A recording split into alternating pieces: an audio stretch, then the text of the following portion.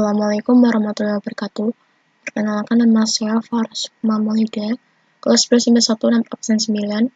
Di video kali ini saya akan menyampaikan materi tentang spermatogenesis dan oogenesis dengan isi video berupa 1. Pengertian spermatogenesis dan oogenesis, 2. Bagaimana prosesnya dan hasil akhirnya, 3. Perbedaan spermatogenesis dan oogenesis. 1. Pengertian spermatogenesis. Spermatogenesis adalah proses pembentukan sel sperma di dalam testis pria. Spermatogenesis berasal dari kata spermato yang memiliki arti benih dan genesis yang berarti pembelahan. Spermatogenesis pada sperma biasanya terjadi di tubulus seminiferus atau testis, sedangkan tempat penyimpanan sperma sementara terletak di epididymis. Yang kedua, pengertian oogenesis. Oogenesis adalah proses pembentukan dan pematangan sel telur atau ovum pada wanita yang terjadi di dalam ovarium atau indung telur.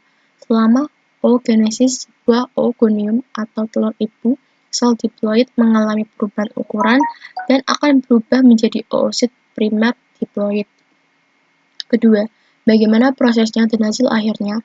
Yang pertama, proses spermatogenesis, yaitu yang pertama, 1 spermatogonium, lalu 1 spermatosit primer, lalu 2 spermatosit sekunder, lalu 4 spermatid, dan 4 spermatozoa.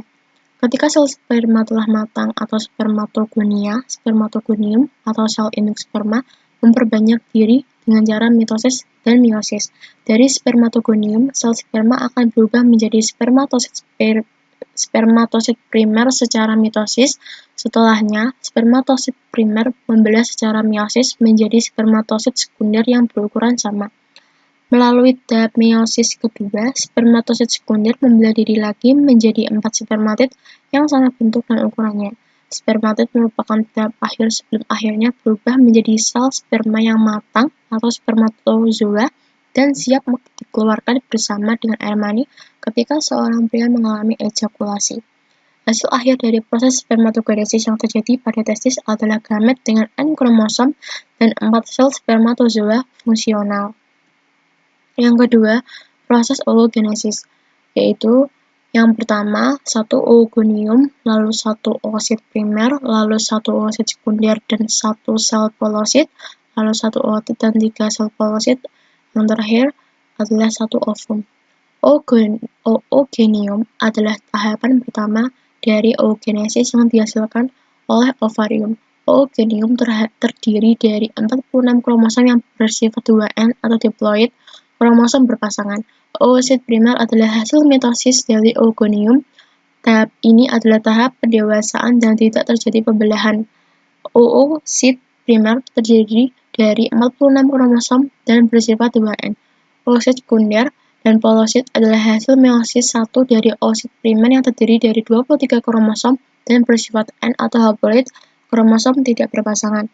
Ootit dan 3 sel polosit adalah hasil meiosis 2 dari oosit sekunder dan polosit yang terdiri dari 23 kromosom dan bersifat N atau haploid, kromosom tidak berpasangan. Ovum adalah perubahan bentuk atau diferensiasi dari ootit. Ovum terdiri dari 23 kromosom dan bersifat N atau haploid. Ovum merupakan tahapan akhir atau hasil akhir dan merupakan ovum yang sudah matang dan fungsional. Yang ketiga, perbedaan spermatogenesis dan oogenesis. Di samping ini sudah terdapat gambar pada tabelnya dan penjelasannya, yaitu yang pertama, spermatogenesis adalah alat reproduksi pria, sedangkan oogenesis adalah alat reproduksi wanita. 2. Tubulus seminiferus adalah tempat spermatogenesis, sedangkan ovarium adalah tempat oogenesis. 3. Spermatogenesis menghasilkan 4 sel fungsional, sedangkan oogenesis menghasilkan ovum. 4. Spermatogenesis terjadi terus-menerus, sedangkan oogenesis memiliki periode istirahat yang panjang. 5. Spermatogenesis berukuran sama, sedangkan oogenesis berukuran lebih besar. 6. Spermatogenesis dimulai pada masa pubertas, sedangkan oogenesis dimulai pralahir hingga menopause. 7. Spermatogenesis menghasilkan ratusan juta sperma, sedangkan oogenesis menghasilkan 1 ovum per bulan. Demikian yang bisa saya sampaikan.